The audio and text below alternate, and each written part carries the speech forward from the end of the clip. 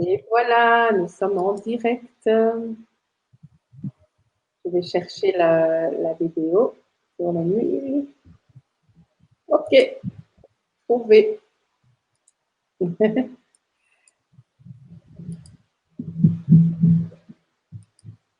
Bonjour, bonjour, sur 8000 tambours d'Afrique et du monde, avec Charlotte Bossio, voilà, qui est venue nous parler de l'orphelinat qu'elle a créé, nous parler d'elle aussi, puisque voilà, on a envie aussi de la connaître elle, de connaître son histoire et comment est né ce désir de créer cet orphelinat.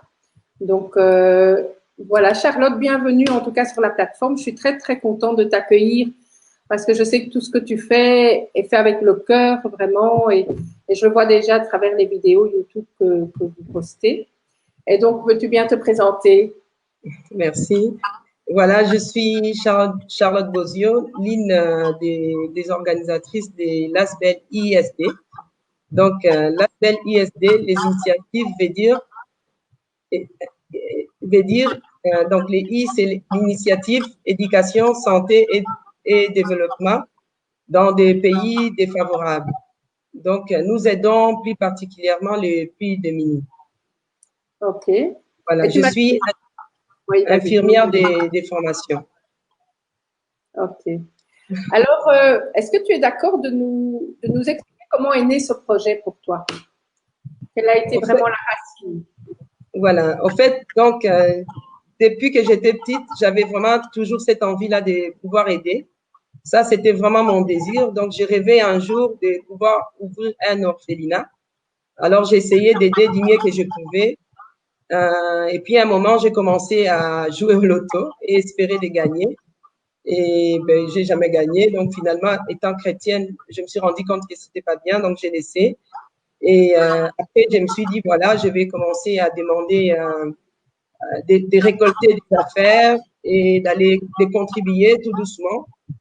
Et c'est ce que j'ai commencé à faire. Donc, je faisais des appels via Facebook, des fois pour aider avec de l'argent, avec des vêtements, avec tout ce qu'on pouvait.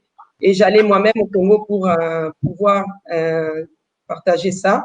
Et finalement, je suis allée ici, juste avant les confinements, aller déposer des vêtements dans des orphelinats. Et c'est là que quand je suis arrivée, j'ai vu vraiment la misère qu'il y avait. Et c'est là que j'ai décidé vraiment de ne pas attendre d'avoir assez d'argent pour ouvrir mon orphelinat, mais de travailler déjà avec les orphelinats qui sont là. Ah oui, ok. Et en fait, tu m'as dit aussi que c'est né de ton histoire d'enfance, en fait, ce désir aussi. Voilà, tout à fait. Donc, moi-même, je suis orpheline de père et de mère. Et je sais ce que ça fait quand même d'être orphelin, de se retrouver. Bon, moi, j'ai eu quand même de la chance, puisque j'ai perdu ma mère, j'avais 9 ans. Papa est décédé, j'avais 18 ans. Mais quand maman est partie, il y a une de mes tantes qui m'aimait beaucoup, qui m'a adoptée, qui m'a fait venir ici en Europe. Donc, j'ai grandi auprès d'elle. Et quand papa est décédé, j'étais déjà ici. Et elle, c'est grâce à elle, je peux quand même étudier et pour poursuivre ma vie. Donc, c'est pour ça que j'ai envie d'aider les gens, les plus démunis, les gens qui sont dans les besoins et à pouvoir venir arriver quelque part dans leur vie. Super. En fait, il y a une personne ici qui te pose une question. Elle me demande si une personne d'origine africaine peut adopter un enfant du Congo et quelles seraient les procédures. Donc, en fait, oui. oui. En fait, on peut adopter un enfant. C'est très compliqué parce que les Congos, ils demandent vraiment, ils veulent savoir d'abord si la personne est mariée. Ils veulent être rassurés parce qu'il y a malheureusement, il y a eu beaucoup de déshabits. Il y a des gens qui sont partis, ils ont adopté des enfants et puis après, ils ont abusé des enfants. Mais bon, il y a aussi des bons côtés, donc ça veut dire vraiment, ils font beaucoup de recherches. Ça demande vraiment énormément de démarches. Mais oui, en effet, on peut le faire. Notre orphelinat, parce qu'on a quand même un orphelinat où on s'en occupe, on a déjà fait adopter 6 enfants. Et là, maintenant, on essaye de voir pour faire adopter encore quelqu'un. Mais c'est possible. Donc, ok. Et toi-même, est-ce que tu as été adopté? Comment ça s'est passé pour toi, en fait? En fait, bon, moi ici, puisque mon papa était encore vivant, donc lui, il a fait des démarches et on m'a mis sous tutelle de ma tante, celle qui m'a élevée. Donc, on m'a mis sous tutelle et c'est comme ça que ça facilitait les choses, en fait. Et comment un enfant vit ça, cette perte voilà, comment il peut reconstruire le monde après une perte comme ça? Pour moi, c'était très difficile la mort de ma mère, puisque quand j'ai perdu ma mère, en plus, ma mère est décédée, elle était partie en voyage et elle n'est jamais revenue. Ah, Elle n'était pas malade, donc elle est juste partie en voyage, elle n'est jamais revenue. Alors, j'arrivais pas à y croire et dans la rue, je suivais les gens. Ma mère, elle était métissée. Quand je voyais les gens qui ressemblaient à ma mère, je poursuivais les gens. Je me souviens même une fois, il y a eu, j'ai eu une infection au niveau d'un doigt et je disais, Seigneur, si je guéris, c'est que ma mère, elle n'est pas morte, mais si ça continue, c'est qu'elle est morte. Donc, j'essayais de croire à tout ce que je pouvais croire. Et ensuite, je suis venue ici. Ma tante m'a donné tout l'amour qu'elle pouvait me donner. Et ce qui est marrant, c'est que 9 ans après, j'ai perdu mon père. Bon, marrant façon de dire. Mais au final, je pense plus à mon père qu'à ma mère. C'est ah oui, vraiment, c'est plus à lui que je pense, c'est plus à lui que je me souviens. Et ce n'est plus à ma mère, mais c'est plus à mon père. ok. Et tu m'as dit que ton père aussi t'a donné des paroles vraiment qui t'ont aidé dans la vie. Voilà. Donc, quand on était petite, notre papa nous disait toujours que il nous disait toujours que l'avenir t'appartient. Donc, à chaque fois, il nous disait, c'est toi qui es le maître de ton avenir. Si tu veux réussir, c'est toi. Si tu veux échouer, c'est toi. Donc, ça, c'est quelque chose qui m'a aidé à tenir. Je pensais toujours à ça. Et à chaque fois quand je faisais quelque chose, je le faisais avec force, avec amour pour pouvoir réussir. Parce que je savais qu'il y a moyen de réussir malgré tout ça. Ouais, tout à fait. Et c'est ça qui t'a donné aussi la force de lancer le projet. Tu m'as dit aussi que tu as eu un enfant très tôt et que ces Voilà. phrases-là. Voilà, donc j'ai eu mon père et ensuite j'ai eu un enfant très jeune. Et avec ça aussi, le fait de devenir mère à mon tour, j'avais un enfant que je devais m'en occuper. Donc là, je me suis dit qu'il n'était plus question que je choue. J'ai repris mes études. Au départ, je faisais les études d'infirmière. Je faisais secrétariat de direction. Mais je me suis dit non, je vais devenir infirmière. Donc j'ai repris un métier que je connaissais pas et je me suis donné à fond. Et j'ai tout essayé. Il n'était pas question pour moi de refaire mon année. Je devais à tout pour réussir et pour pouvoir offrir une vie à ma fille. Ok. Donc Parce que ça m'a vraiment beaucoup. oui, vas-y, Oui. Ça m'a vraiment beaucoup donné la force de pouvoir arriver. J'ai appris à conduire grâce à elle. Tout ce que j'ai eu dans ma vie, c'était vraiment par rapport à ma fille. ok. Et donc, cette petite fille-là suivait toutes les mamans dans la rue, voilà, parce qu'elle n'a pas, qu'est-ce qui l'aurait aidé à traverser ça autrement? Parce que finalement, dans ce que tu me racontes, la petite fille, il n'y a pas eu de mots, il n'y a pas eu d'explication, il y a juste eu une disparition. Qu'est-ce qui t'aurait aidé à ce moment-là, en tant qu'enfant? J'aurais voulu revoir ma mère, au moins pouvoir lui dire au revoir. Ah, ok. C'est bien de savoir quand, étant infirmière, on voit quand même comment ça se passe. Les gens qui ont, entre guillemets, cette chance de pouvoir être là jusqu'à la fin, pouvoir dire au revoir, ils vivent la mort autrement. Tandis que nous, elle est partie, elle est jamais revenue. Mon père, c'est vrai aussi, il est décédé, je n'étais pas là, mais je savais qu'il était malade. Ok. Donc, moi, ça m'a, je ne sais pas, je ne sais pas. La seule chose qui m'a aidé, c'est la prière aussi. C'est vraiment la prière, surtout les chants. Quand j'écoute les chants religieux, les paroles, ça m'a beaucoup soutenu parce que j'ai eu des moments de pleurs, j'ai eu des moments de douleur, j'ai eu des moments d'abandon. Mais c'est vraiment grâce aux chants chrétiens qui m'ont soutenu, qui m'ont permis aussi d'y arriver. Tout à fait. Et ça, c'est très important, ce que dit la puissance du chant. Ben, le chant, c'est la voix. Notre voix, c'est nous aussi. Et donc, déjà toute petite, c'est le chant ou bien c'est venu plus tard, le chant, pour Les aider? chants, c'est beaucoup plus tard. Quand j'ai commencé vraiment à pratiquer la religion, à me concentrer sur ça, j'ai commencé à écouter plus les chansons religieuses et écouter surtout les paroles. Et c'est ça qui m'a aidé. Donc, je savais vraiment que dans de tels moments, je devais mettre telle musique et c'est ça qui m'accompagnait. Je pouvais pleurer et puis à la fin, je continuais. Ok. Et tu me dis que donc la petite fille, ce qui l'a aidé, c'est la prière. Et ça, ce qui l'aurait aidé, ça aurait été de voir sa mère. Oui. Et est-ce qu'une autre personne extérieure aurait pu aider cet enfant? Ou bien, voilà, il faut vivre avec et c'est tout. Ou bien il y a des paroles extérieures qui peuvent aider dans ces circonstances-là. Ou une attitude d'une personne ou un accueil d'une personne qui peuvent aussi aider à ce moment-là quand il n'y a pas eu de mots, il n'y a pas eu de au revoir, il n'y a pas eu de rencontre finale. Je pense que oui. Bon, moi, de mon côté, c'est plus la famille, puisque j'ai eu quand même plus la famille de mon père. Ils ont été là. Cette tante qui a été là pour moi, ses enfants qu'on a grandi ensemble. Et ensuite, moi, personnellement, je trouve que ce que nous faisons, nous aidons. C'est pas toujours évident pour ces enfants-là qui se retrouvent sans père, sans mère.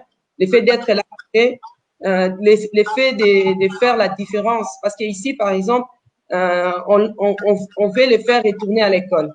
Et je sais c'est quoi l'importance de se retrouver avec un nouveau cartable, les chaussures, les uniformes. Je sais comment c'est important pour les enfants. C'est parmi les choses, des fois j'ai vécu aussi ces genres de choses. Alors nous, on s'est dit que si nous sommes là pour les enfants, si on les offre les uniformes, si on les offre les cartables, si on les offre tout ce qu'il faut, et qu'ils se sentent bien, ils seront fiers aussi et ils se rendent compte. Donc, on essaye de soulager ça de cette manière-là. Ok. Alors là, tu as parlé plutôt d'un confort matériel. Matériel, oui. Voilà. Et maintenant, est-ce que c'est suffisant ou bien il faut encore d'autres choses que vous faites hein, pour les enfants dans l'orphelinat? Tu m'as parlé des mamans, des 16 Oui, mamans. Je ne sais pas si elles voilà. sont en place ou pas. Les mamans sont ici en Belgique. En fait, nous, ce qu'on a fait, il y a des gens qui ont vu des vidéos. Quand je suis revenue du Congo, il y a des mamans et même qui m'ont contacté et qui ont voulu s'associer à nous pour pouvoir nous aider à aider ces enfants-là. Donc, ce qui fait, on s'est mis ensemble, on a formé notre groupe. Nous sommes au total 17 mamans pour l'instant et on va s'arrêter à 20, pas plus. Et nous faisons nos réunions, nous faisons nos cotisations et nous montrons à ces enfants-là, nous sommes devenus, entre guillemets, leurs mamans. Parce qu'il y a l'orphelinat qu'on s'en occupe, on les aide au niveau santé, parce qu'on sait que c'est très important, et on les aide surtout au niveau éducation. Puisque notre but, c'est de montrer à ces enfants qui peuvent venir, s'ils étudient, s'ils ont une bonne éducation, ben, ils peuvent choisir un métier et pouvoir réussir leur vie. Donc, on essaye. Je sais qu'on ne peut pas remplacer une mère, mais on essaye de donner l'amour. C'est très important. Et alors, quelles sont les autres choses que l'orphelinat offre? Donc, l'éducation, la nourriture, le logement, et il y a encore d'autres choses que… Nous aidons les soins aussi. Comme là maintenant, je viens de partager une vidéo et on voit quelqu'un une jeune fille qui a 26 ans, elle a un kyste, mais elle n'a pas le moyen. Et vu la manière dont c'est placé, bon, cette jeune fille, malheureusement, elle ne s'est pas allée au mariage parce qu'avec cet handicap, ça l'empêche de faire beaucoup de choses. Alors, nous, on a décidé de l'aider à se faire opérer pour pouvoir lui redonner aussi sourire à la vie. Donc, on essaye de donner le sourire à la vie. Voilà. Oui, parce que j'ai vu donc tu as une chaîne YouTube Tout et à fait, oui. tu peux un peu parler de cette chaîne YouTube qui m'a vraiment touchée. C'est ça aussi qui m'a donné envie de t'inviter parce que je trouvais que c'était très beau comme projet en fait. Voilà. En fait, on a ouvert une chaîne YouTube ISD, comme nos initiatives TV et Asbel. C'est justement pour pouvoir montrer au monde ce que nous faisons. Nous essayons de montrer nos émissions aux gens pour que les gens puissent voir vraiment notre travail. Et parce que de temps en temps, nous demandons de l'aide aussi. Et nous savons que par cette chaîne YouTube, si nous avons des abonnés, si nous avons des vues, ça contribue à pouvoir épargner un peu pour pouvoir aider les plus démunis au moment voulu. Donc, on essaye vraiment de montrer au monde. Et par cette chaîne, nous ne faisons pas que montrer les misères. On essaye de montrer aux gens, de motiver des gens par des émissions et montrer aux gens que peu importe les moments difficiles que vous traversez, si vous persévérez, si vous croyez à ce que vous recherchez, vous pouvez y arriver. Donc, nous voulons vraiment montrer aux gens qu'on peut y arriver, mais il faut persévérer, il faut aimer et croire à ce qu'on recherche. Tout à fait. Et donc, moi, la vidéo que j'ai vue, c'est une dame qui a les pieds beaux, en tout cas qui a vraiment un problème au niveau des pieds et qui a trouvé comme métier pour s'en sortir toute seule, puisqu'elle était dans la rue, je pense, pour construire, créer ou réparer les chaussures, je pense. Voilà, elle réparait les chaussures. Donc vous savez, chez nous, malheureusement, ça se passe pas comme ici en Europe. Ici en Europe, nous avons des centres d'aide aux personnes handicapées et tout consort. Mais par contre, chez nous, malheureusement, parfois, avoir un handicap, c'est abandonné. Voilà, vous êtes abandonné et souvent vous êtes même, voire même rejeté. Parce que c'est vrai que ces genres de personnes, ils nécessitent beaucoup de soins, ils nécessitent beaucoup d'argent parce qu'ils sont souvent malades et tout. Et souvent, les gens, on les rejette. Voire même, des fois, on dit que ce sont des sorciers. Alors, tout simplement, ces gens-là se retrouvent dans la rue, comme cette maman que vous avez vue, qui s'est retrouvée dans la rue, qui a commencé à se débrouiller toute seule. Et par force des choses, puisqu'elle doit quand même se nourrir, parce qu'elle a été accueillie dans un centre, mais là, on l'offrait seulement les logements, mais elle devait se débrouiller pour se nourrir toute seule. Et étant donné, vu sa situation, elle savait pas faire un autre métier, alors elle a appris à fabriquer des chaussures, à coudre les chaussures pour essayer de survivre. Et nous, ça nous a émis, donc ce sont vraiment ces genres de personnes-là qu'on essaye de montrer, pareil, de montrer à d'autres handicapés qui sont au pays africain, qui sont abandonnés, voilà, qui peuvent arriver. Bien que ça ne suffit pas parce que c'est pas suffisant, mais ça permet quand même à elles de se nourrir. Voilà. Et puis c'est une reconnaissance aussi, je trouve. Vraiment, ce que vous faites, c'est tout ça, elle a fait toute seule avec ses moyens. Et là, d'être reconnue, je trouve que ça a beaucoup de valeur. Ça a tout à fait. Parce que... Tout à fait. Parce que moi, pour moi, toute personne, être humain est une personne. Ils ont le droit d'être aimés, ils ont le droit d'être valorisés. Donc, je ne comprends pas pourquoi c'est rejet, pourquoi on insulte, alors que la personne est handicapée. C'est un être humain comme tout le monde. Il a un cœur. Donc, nous, on veut valoriser, on veut montrer au monde que ces gens-là, ils sont utiles. Ici, on les voit. Moi, j'ai eu des amis handicapés qu'on a étudié ensemble avec eux. Et aujourd'hui, ils travaillent. J'ai une copine à moi qui est dans une chaise roulante, mais on a fait secrétariat ensemble. Elle est secrétaire. Donc, elle a un emploi, elle est mariée, elle a des enfants. Alors, pourquoi pas eux? Pourquoi ils se retrouvent toujours, ils n'ont pas de mari, des fois, ils n'ont pas d'enfants et ils se retrouvent rejetés. Donc, ça fait très mal. On veut vraiment montrer au monde que, voilà, ce n'est pas l'handicap. On peut être handicapé, mais c'est pas pour ça qu'on n'est pas intelligent. Et voilà, tout à fait. Et humain, parce que quand on écoute cette dame, on apprend quelque chose. C'est pas juste, on entend une souffrance ou quoi, mais on apprend la force humaine, quoi, je trouve. Ce témoignage, il est vraiment puissant.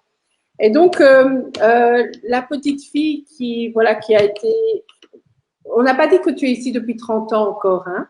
Tu as eu ton appel là, vers ton pays, cette envie de donner aussi à ton tour peut-être ce que tu as reçu ou pas.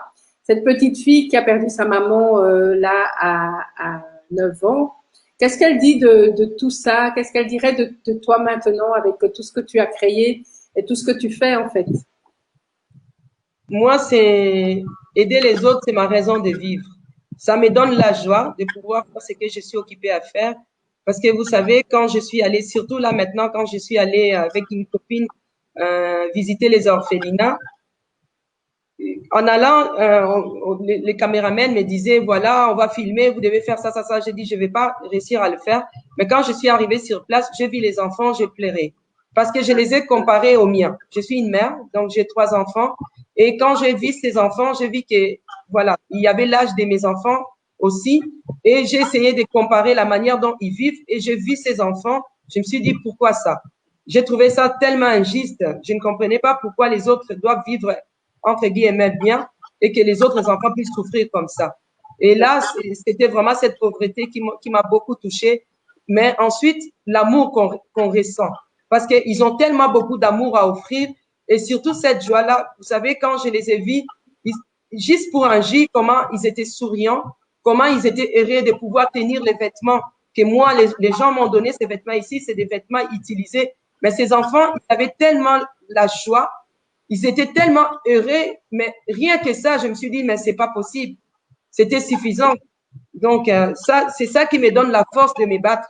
Quand je vois ça, je me dis, je vais me battre pour eux. Il y a des gens très bons dans le monde. C'est tous ces gens-là qui nous aident et qui nous donnent la force. Parce que la seule chose qui me donne encore la force, parce que nous sommes vraiment écoutés, il y a quand même des gens qui nous soutiennent par des parrainages, par des dons. À chaque fois quand je lance quelque chose, il y a des réponses. Et on est appelé, et ça s'arrête pas qu'ici en Belgique, et ça ne s'arrête pas que dans notre communauté africaine. Il y a même des Européens qui nous contactent, et c'est ça qui nous donne la force. On se rend compte que quand même, on est attendu quelque part, on est écouté, et il y a beaucoup d'amour à partager. Et voilà. Donc, c'est vraiment ça qui nous donne la force. Et nous, toutes ces mamans-là, nous sommes liées rien que par l'amour et l'envie d'aider. Nous voulons tous aider ces enfants-là sans rien demander au retour. Ok. Voilà. C'est magnifique. Et alors, je t'avais demandé, tu en as déjà donné une ou l'autre, je t'avais demandé quelles sont les 2-3 choses que tu as envie de transmettre qui t'ont permis de continuer malgré les moments difficiles. Donc, en fait, tu les as tous nommés finalement. Voilà, la pauvreté, l'amour et la joie, les sourires. Ok. Surtout les sourires. La pauvreté, explique un peu ça. La pauvreté, quand je vois toute la souffrance, parce qu'il faut dire que les enfants qu'on habille, déjà au niveau habillement, quand vous les voyez, la manière dont ils sont habillés, il y en a qui n'ont même pas de chaussures. Il y a d'autres qui n'ont même pas de vêtements. Quand je vis ça, ou qui manquent de quoi manger, malheureusement. Excusez-moi, je suis arrivée, par exemple, on avait ramené des jus et j'avais des enfants qui venaient vers moi qui disaient, Maman Charlie, est-ce qu'on peut nous donner du jus? Mais je disais, mais c'est pour vous que j'ai ramené ça. Et ça m'a fort touchée, je ne comprenais pas. C'est vrai que je suis venue trop jeune. Moi, j'ai pas vraiment vécu ça. Et en étant ici en Europe, j'ai pas vécu ça. Quand je vais au Congo, je vis encore moins parce que je ramène assez de moyens. Donc, au final, moi, je vois la joie. C'est vraiment un côté que je ne connaissais pas. Je ne pouvais pas imaginer que les gens pouvaient mourir de faim de cette manière-là. Et quand je vis ça, ça m'a choquée. Et comme je vous ai dit, j'ai comparé avec mes enfants. Ici, ils ont des chaussures, ils ont je ne sais pas combien de chaussures, des sacs, tout ce que vous voulez, des vêtements. Et parfois, ils ont mis ça qu'une seule fois et ils ne le remettent plus. Alors que là, on a des enfants qui sont pieds nus. Et c'est ça qui m'a vraiment, c'est vraiment cette pauvreté-là. Et voilà, le fait qu'on puisse pas les aider comme il faut. Okay. Et alors, la joie, la joie, tu as parlé de la joie. Bah, voilà. Tu viens de le voir peut-être aussi dans les yeux des enfants, c'est ça? Voilà, moi, la joie, c'est vraiment de voir cet amour qu'ils peuvent nous donner. Et quand vous donnez quelque chose à ces enfants-là, vous voyez la joie, les sourires. On le voit. D'ailleurs, on voit dans un de mes vidéos, les enfants, ils ont porté des légumes, ils ont porté des jus, ils ont porté des vêtements. On voyait cet amour-là de recevoir. Et ça, rien que ça, ces sourires, je suis arrivée dans cet orphelinat, j'ai vu les enfants, j'ai fondu en larmes, mais à la fin, je suis rentrée avec sourire. Super. Je suis rentrée et je me suis dit, voilà, je me suis sentie utile. Tout à fait. Et la troisième que tu avais dit, c'est? Je l'ai déjà dit, c'était l'amour. Ah, ok, super. Et donc, et aussi, quand je t'avais demandé, je vais voir un peu ici, quand je t'avais demandé les 3 choses qui t'ont fait avancer, tu les as nommées aussi, mais tu peux peut-être les rassembler ici. Les 3 choses qui t'ont permis de continuer malgré les moments plus difficiles et tout ça. Donc, pour les rappeler. Moi la première chose, c'est vraiment la prière. C'est le fait de connaître Dieu. Parce que le fait d'être chrétienne, ça m'a permis, entre guillemets, d'être dans les 3 chemins. Parce que ici, j'ai grandi à Bruxelles et j'ai fréquenté des écoles où il y a eu des voyous qui se sont créés devant mes yeux. J'ai eu tous les, j'ai eu des amis qui ont mal tourné, malheureusement. Et même moi, étant chrétien, je me suis pas mis avec eux. Donc, j'ai pris mes distances, je me suis éloignée puisque je suivais tout ce qui pouvait dire la parole. Donc, je pouvais que saisir cette parole-là. Ça, c'est déjà la première chose qui m'a beaucoup aidé. Et deuxièmement, c'est ce que mon papa m'avait dit. Alors, j'avais ça, je tenais ça et je le répète régulièrement. Et souvent, je donne des conseils à des jeunes parce que j'aime beaucoup donner des conseils, même dans mon travail, quand je reçois les étudiants, parce que des fois, je coach les étudiants. J'ai été infirmière relais pour les étudiants et je donne des conseils. J'aime bien que tout le monde s'en sorte.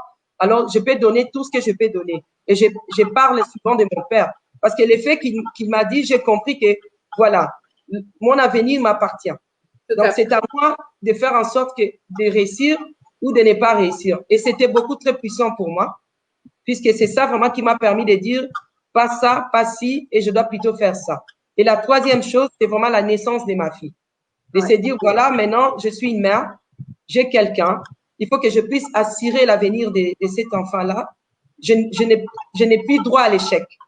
Je dois absolument réussir. Voilà. Ce sont vraiment ces trois choses-là.